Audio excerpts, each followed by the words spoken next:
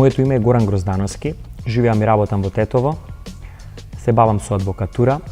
Во адвокатурата сум речиси 1 деценија. Адвокатурата ја сметам за многу благородна професија, заради тоа што се грижи за човековите права и слободи, а посебно за основните права на поединецот со кои што адвокатурата ги штити. Еден од начините на кои што одредено право може да биде прекршено е дискриминацијата, која што ќе биде и специфична тема на анализа денес за нас. Дискриминацијата ќе ја анализираме низ 5 нивоа на комплексности и тоа ќе разговараме со ученик, тинејџер, уметник, социјален работник и граѓански активист. Здраво, добро ни дојде.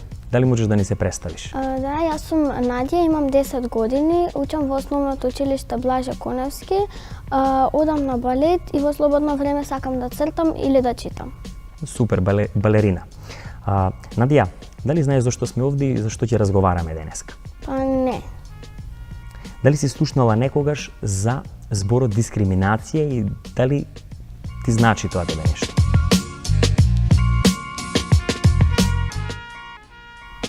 Па не сум го слушнала претходно, ама како што го слушам, вака ми звучи на некој начин на неправда или слично. Браво, токму тоа. Би сакал да ти кажам дека дискриминацијата представува состојба во која што на некому нешто му е дозволено да го прави, а на некому не му е дозволено да го прави и покрај тоа што и двата личности имаат право на такво нешто. Дали ти е малку појасно кога ти го кажувам ова? Па да, појасно ми е.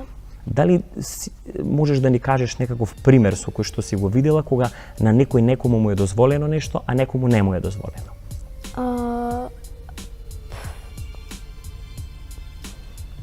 Тој имам брат и тој е поголем од мене и некогаш тој седи напред.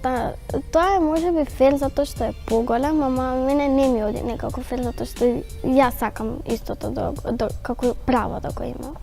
Супер, баш кажа интересен пример за кој што можем и да ти објаснам зошто, дали можеш воопшто да го сметаш тоа за дискриминација или не. Надја, знаеш дека правата на луѓето се предвидени со закони. Сите тие важат за секого подеднакво. Меѓутоа, има одредени ситуации кога законот предвидува дека некогаш некој треба нешто да прави, некој не треба да прави нешто. Например, ти си мала и заради твоја безбедност е предвидено да седиш позади во возилото. И токму поради тоа, тука фактички си ти во привилегирана позиција. Значи, тоа не би можела да го сметаш за дискриминација. Значи, дискриминација е нешто што тебе ќе те стави во понеповолна положба кога не треба да биде така. Надја, ми кажа дека си петоделенка, значи, одиш во училиште. Дали во училиште има такви примери? Дали сите подеднакво ве гледаат и сите меѓу себе подеднакво се гледаат и се почитуваат?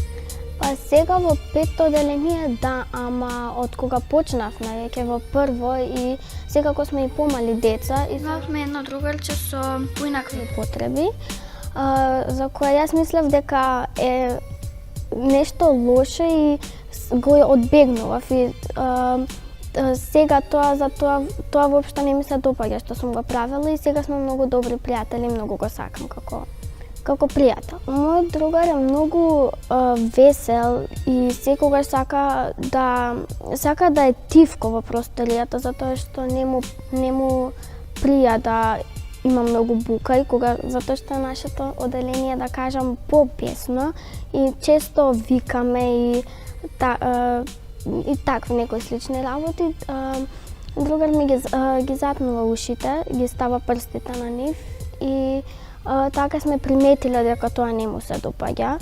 Исто така е активен, многу брзо трча, сака да скока, потребно му е да се раздвижи после училиште и не може да го издржи цел час, затоа наставничката му дозволува секако да излезе, да се истрча низ ходниците и така.